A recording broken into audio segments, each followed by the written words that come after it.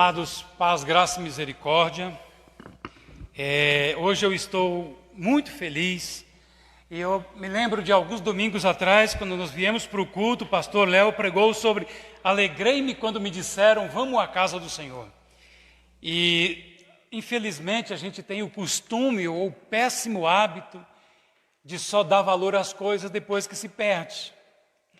Quantas chances, quantas vezes temos e tivemos oportunidade de vir para o culto e preferiu ficar-se em casa fazendo qualquer coisa ou fazendo nada, até que veio essa bendita ou maldita, eu ainda não sei, pandemia que nos obrigou a ficar enclausurado. E principalmente agora, quantas vezes dá vontade de estar ao culto, de ver os irmãos, de nos encontrarmos de novo e dizer quão bom e quão maravilhoso, quão alegre, irmãos, é o prazer de estarmos juntos, cultuando a Deus novamente. E eu agradeço a Deus porque hoje Deus nos está nos permitindo fazer isso novamente. E eu espero que isso sirva de lição para nós, para o resto das nossas vidas.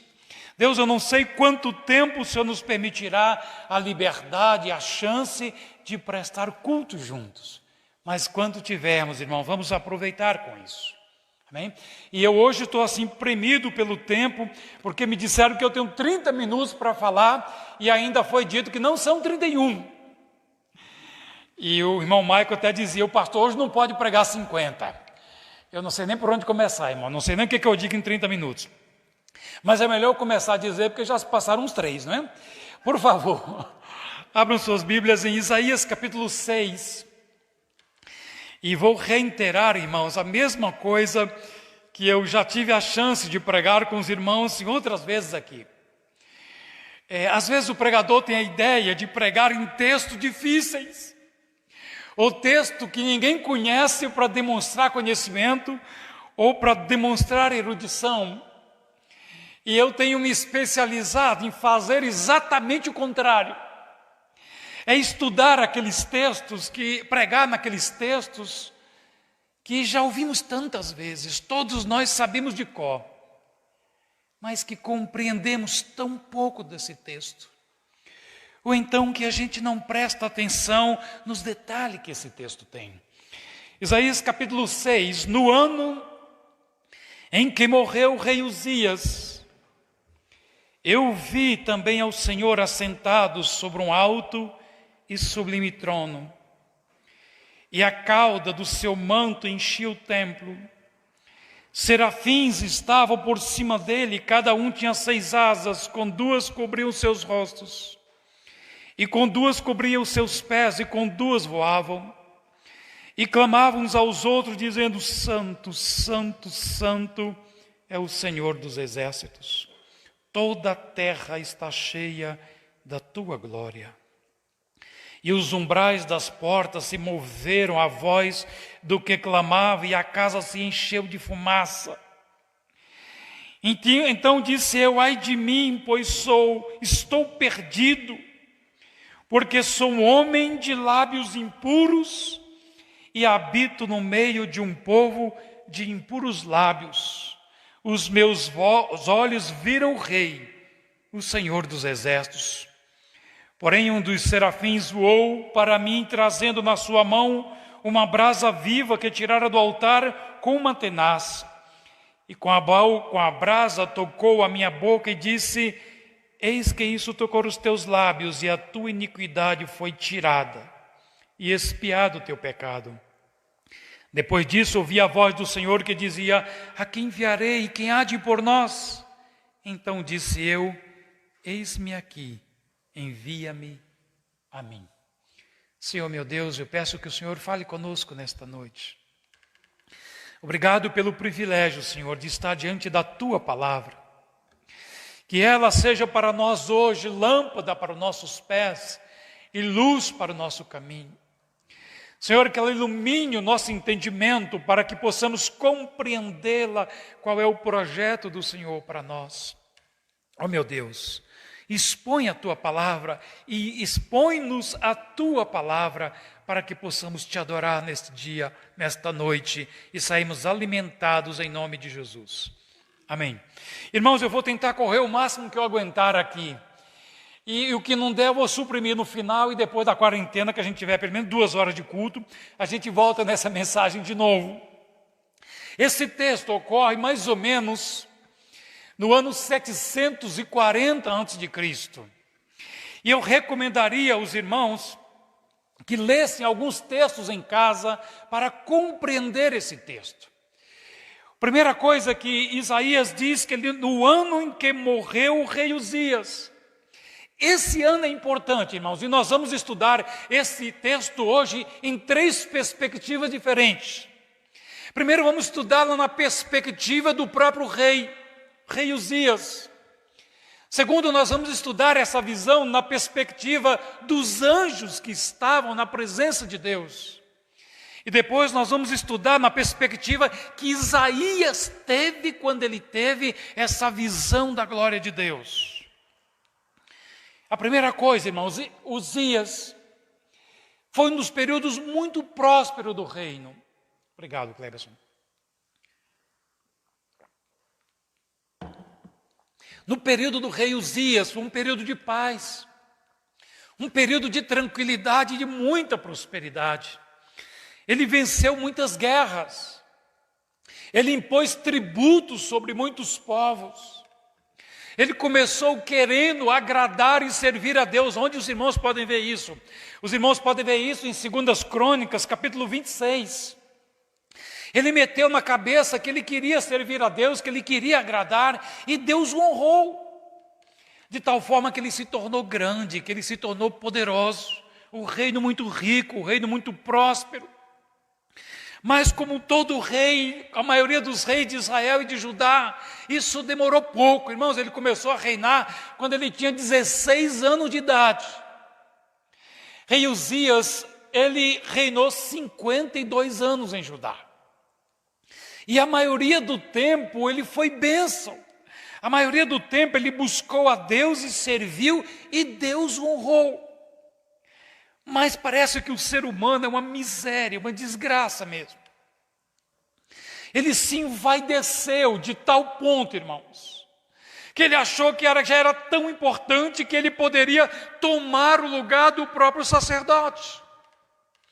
Ele não estava mais satisfeito em somente ser rei, em ser rico, em ser famoso, em ser conhecido na região e até mesmo no Egito. Não, ele queria mais. Parece que o ser humano tem essa miséria, essa necessidade de se sentir grande, de se sentir importante, de se sentir poderoso. E ele decidiu, depois que ele começa a servir, ainda começou a abandonar a Deus. Ele permitiu que as pessoas dentro de Israel adorassem outros deuses. Imagine, Israel, um estado teocrático, 740, irmão, tinha pouco tempo que os ossos de Davi tinham esfriado no túmulo. Pouco mais de 200, talvez 250 anos. Salomão menos que isso. E ele agora se sente tão grande, que ele se dá ao luxo de abandonar a Deus. Ele acha que consegue tocar a vida do seu reinado com sua própria força. E aí, irmãos, isso está lá em 2 Crônicas, capítulo 26. Ele permite que as pessoas, que os israelitas adorem outros deuses, e Deus fica entristecido, Deus fica indignado com isso. Amós, capítulo 1, anota esse texto, eu quero que vocês leiam em casa.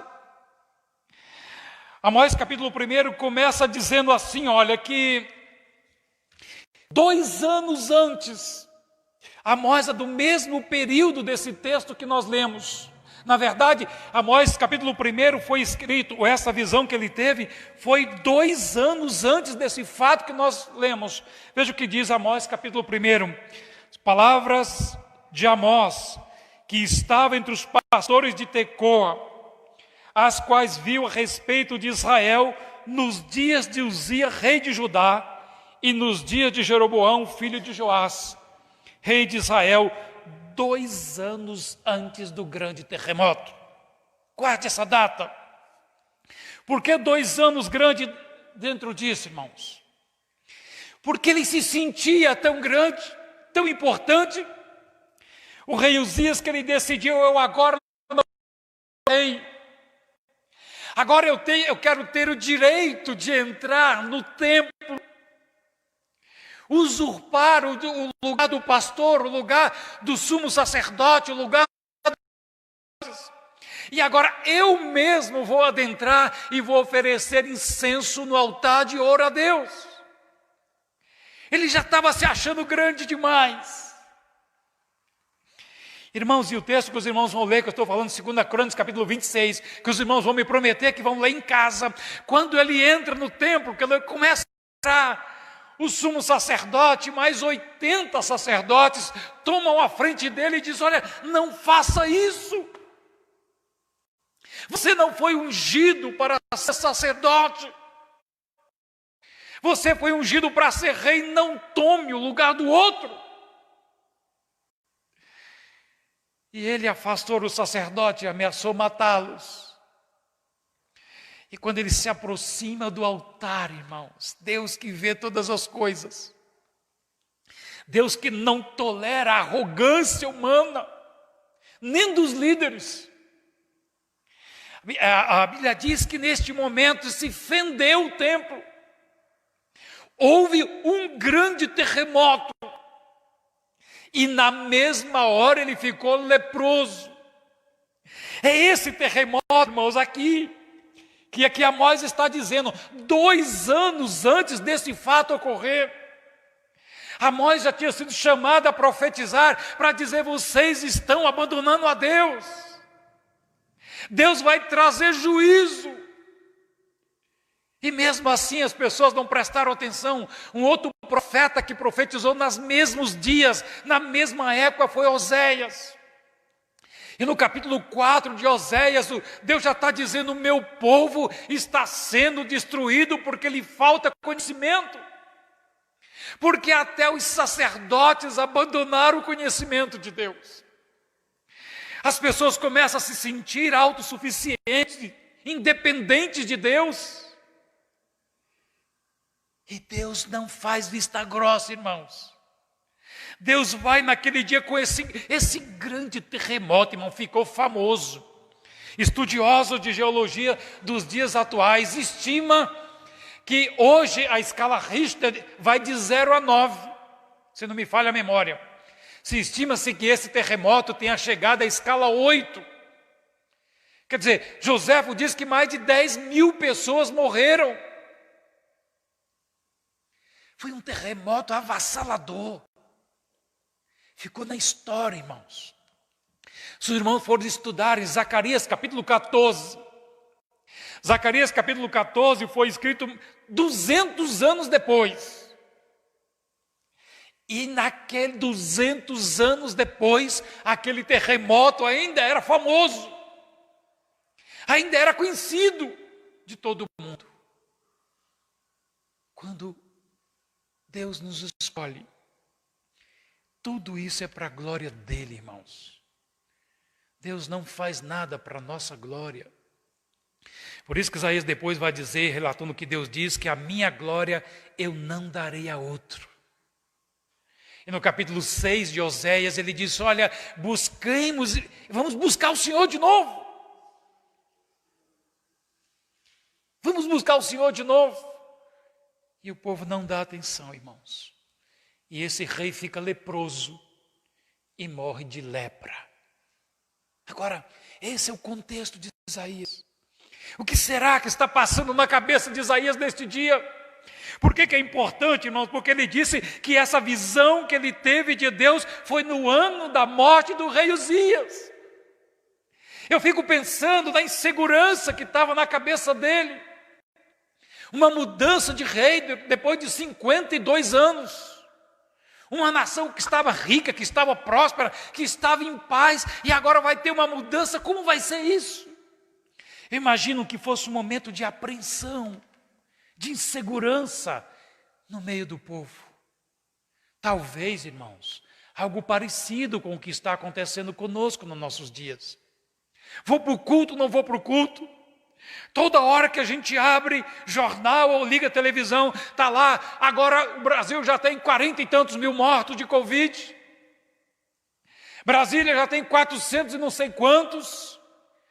E a gente quer ir para o culto, mas tem medo de vir para o culto, quer ir para a rua, mas tem medo de ir para a rua, quer ir para o shopping, mas tem medo de ir para o shopping, não quer ir ao mercado, mas tem medo de quando chegar as compras estarem contaminadas. Parece-me que esse era o momento mais ou menos do que Israel estava sentindo, de insegurança, de medo dessa transição. Mas é nesse momento de insegurança, irmãos, que Deus aparece para nós. Glória a Deus! Deus nunca nos deixa só, e essas lutas, essas tempestades que vêm, não são para nos destruírem, é para nos fortalecer. Nós vamos sair dessa mais fortes em nome de Jesus. Em nome de Jesus. Os irmãos que estão em casas, que não podem vir para cá porque tem mais de 60, ou porque é criança, ou porque o decreto do governo não permite, vai passar. E nós vamos vencer, porque maior é aquele que está conosco do que aquele que está no mundo. O nosso Senhor é maior do que tudo. Amém, irmãos? A segunda visão que nós temos aqui é a visão de anjos. E não são qualquer anjos. Quando estudamos angiologia, a gente vê que a Bíblia fala de vários tipos de anjos, fala de querubins, fala de anjos mensageiros, como Gabriel. Mas aqui ele está falando de um outro tipo de anjos, que são anjos serafins. E qual é a missão desses anjos serafins? É só assistir diante de Deus. É estar na presença de Deus, louvando e o engrandecendo o tempo todo. Me impressiona, irmãos, que as pessoas às vezes me perguntam: ô pastor, e quando chegar no céu, o que nós vamos fazer? Eu falei: nós vamos adorá-lo. Aí diz: mas adorar, e depois de 5 anos, nós vamos adorar de novo. E depois de 1 milhão de anos, nós vamos adorar de novo. Aí eles olham e dizem: mas não vai ficar cansativo? Ora, irmãos, e aí eu me lembro aqui do verso 2. Serafins estavam por cima dele, e cada um tinha asas, e tinha não sei o que, e voavam. No verso 3, e clamavam uns para os outros. E o que eles clamavam uns para os outros? Não era para Deus. Esses anjos estão na presença de Deus, com a missão de adorá-lo de dia e de noite. Eles não saem de lá para dar recado. Eles não saem de lá para participar de guerras. Não, os serafins não são de guerra. Os serafins não são mensageiros. Eles são anjos que estão na presença de Deus para adorar o tempo inteiro. E parece, irmãos, que não muda nada. Esses anjos estão impressionados com Deus. Eles estão lá há milhares de anos e eles não estão monótonos, eles estão impressionados com Deus. Irmãos, se anjos estão impressionados com Deus, imagine nós como ficaremos. E como é que eu sei, irmão, que eles estão impressionados? É que eles olham um para o outro. Não é como nós estamos orando, que chega e olha para Deus e diz: santo, santo, santo, o Senhor é santo. Não, não é isso que eles estão fazendo. Eles estão olhando um para o outro e dizendo quão santo Ele é. Veja se não é isso que diz o verso.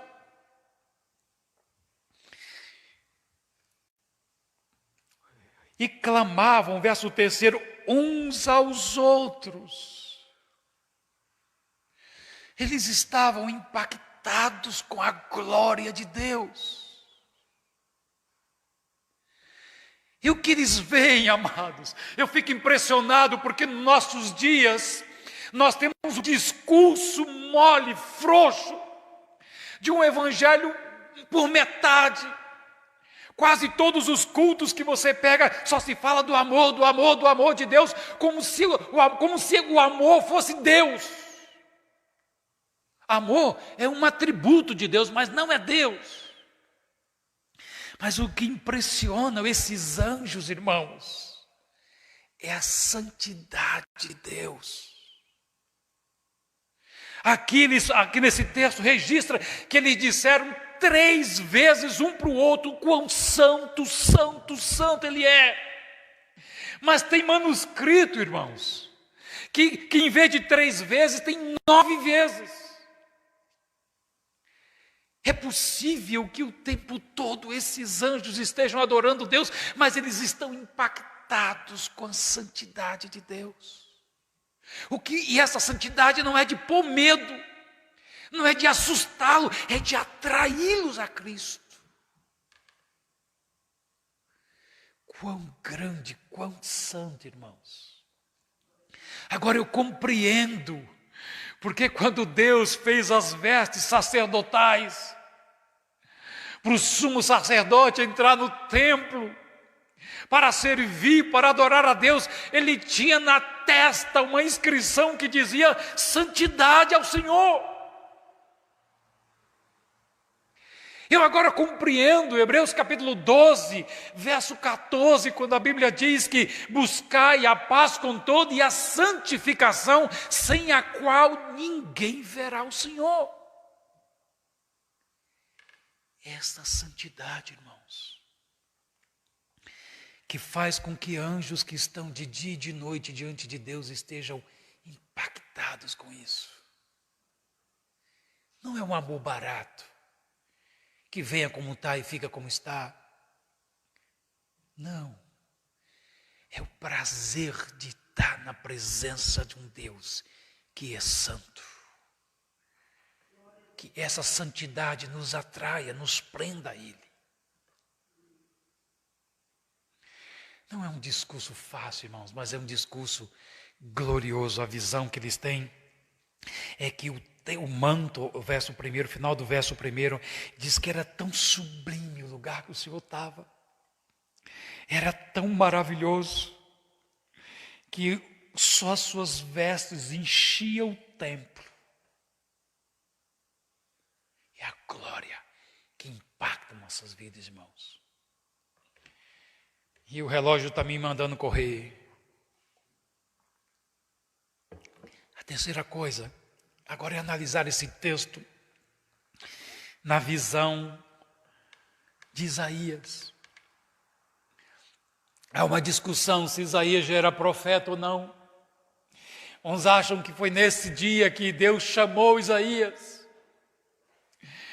Outros acham que Isaías já era profeta, mas neste dia Deus deu uma segunda experiência para ele. Se fosse pentecostal dizendo aqui, foi o batismo do Espírito Santo que Deus deu para ele. Mas ou sendo o primeiro chamado, irmãos, ou sendo uma experiência posterior, certo é que este dia mudou a vida de Isaías para sempre. Ele viu o Senhor cara a cara. E quando nós nos deparamos com Jesus cara a cara, irmãos, imagine essa santidade que os serafins estavam exaltando o tempo todo. E anjos e os serafins não têm pecados, por isso eles podem entrar na presença santa de Deus. Mas um pecador miserável como você e como eu, e como Isaías, enquanto os anjos que tiveram a visão de Deus, a visão foi de glorificá-lo, de exaltá-los por essa santidade. A visão que Isaías teve foi o oposto. Não foi de alegria, foi de desespero. E por que de desespero, irmãos? Porque ele, vendo esta santidade de Deus, refletiu como um espelho a miséria dele, a desgraça do nosso pecado. É isso que ele diz. Olha, veja como quando ele percebe isso, verso 5: ai de mim, Ai de mim, pois eu estou perdido. E por que estou perdido? Porque eu sou um homem de lábios impuros. E habito no meio de um povo de impuros lábios. Os meus olhos viram o Senhor dos Exércitos. A sensação que Isaías teve foi: eu estou morrendo. Eu vou morrer. Por que vou morrer? Porque sendo pecador, primeira coisa, irmãos, de quem tem uma experiência cara a cara com Jesus, de quem nasceu de novo, de quem realmente se encontrou com Ele, a primeira coisa que a gente sente é a miséria do nosso pecado. É isso que Uzias não estava vendo mais. É isso que o rei Uzias tinha acabado de perder. Esta visão de que eu sou miserável pecador, de que grande é Ele e não nós. Grande é Ele e não nós. E Isaías se depara e diz: ai de mim, eu sou homem de lábios impuros, eu vou morrer. Ele nem pensou que ele era profeta, irmãos. Há quem diga que ele era da família real, e se era, ele nem pensou nisso nessa hora. A sensação dele foi de miséria, de pequenez, de insignificância. Porque quem se encontra cara a cara com a grandeza de Deus, irmãos, sabe quão pequeno nós somos. Há pelo menos mais 2 outros textos muito interessantes, irmãos, que eu não vou ler, mas vou citar. Ezequiel capítulo 2, verso 1. Quando Ezequiel tem uma visão aberta da glória de Deus, a primeira coisa que ele diz é: eu caí como morto. A mesma coisa que Isaías fez.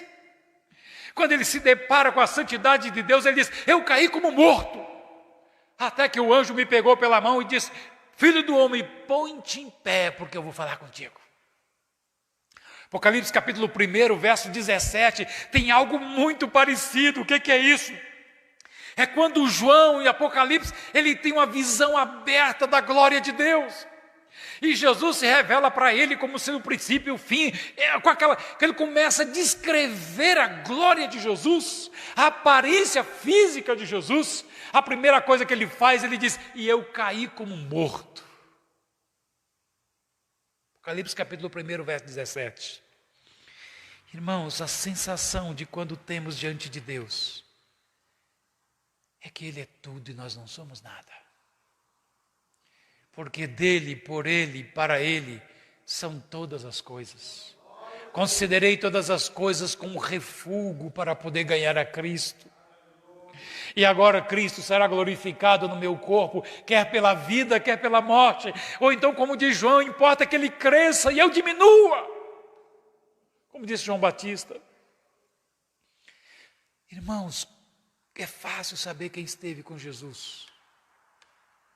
Pode se fingir muito, mas quem já esteve uma experiência cara a cara com Jesus, ou ama ou odeia. A gente tem a falsa impressão de que todo mundo que tem um encontro com Jesus vai amá-lo. Não, não vai.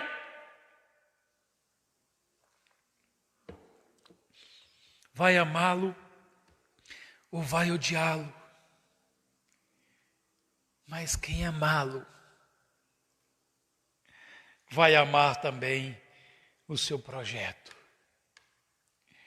Quando ele se depara com essa santidade maravilhosa de Deus, ele passa a ouvir Deus e Deus pergunta: olha, ele agora vê que ele é miserável, vê que ele é frágil, vê que ele é pecador. E ele olha e ele diz: mas não sou só eu, o meu povo também é pecador. E não estão falando de ímpio, está falando do seu próprio povo Israel, o povo escolhido por Deus. Ele diz: o meu povo também é povo impuro, imundo. Próximo passo, mas ele ouviu um projeto de Deus. Aí Deus pergunta: já que você viu isso, quem eu vou enviar para esse povo? Ele diz: envia-me a mim. Irmãos, para você deixar casa, pai, comida, casa, roupa lavada, para ser missionário, só se você tiver cara a cara com Jesus. Só que se o encontro que Ele fez com você produzir o sentimento de que dele, por ele e para ele são todas as coisas, aí eu vou poder responder como Isaías respondeu: Senhor, envia-me a mim. Não é o outro, não é o meu vizinho, não é um filho do outro. Envia-me a mim. Amém, irmãos? Meu tempo acabou, bendito Deus. Te dou graças porque o Senhor é muito bom. O Senhor é fiel demais. Ó Deus, eu não tenho como não sair impactado com a Tua palavra, com a visão da glória do Senhor, com o privilégio que mesmo em meio a nossas crises, como estava a crise em Israel com a morte do rei Uzias, mesmo assim, Senhor, o Senhor abriu os olhos do profeta, o Senhor te mostrou a ele. Várias lições ficam para nós, Senhor. Eu nunca sou tão grande que seja tolo o suficiente de largar a Deus e achar que eu sou o centro das coisas, que eu sou importante, que eu sou famoso demais. Ó Senhor, fica a mensagem dos anjos também, que estar com o Senhor não vai ser cansativo, eternidade adentro. Vai ser prazeroso, Senhor, poder estar contigo e te adorar. Mas fica também a mensagem, Senhor, de que eu sou homem de lábios impuros e que todos os dias preciso lutar contra as minhas impurezas, contra a minha imundície, para estar mais perto de um Deus que é santo, santo e santo. Em nome de Jesus. Deus abençoe, irmãos.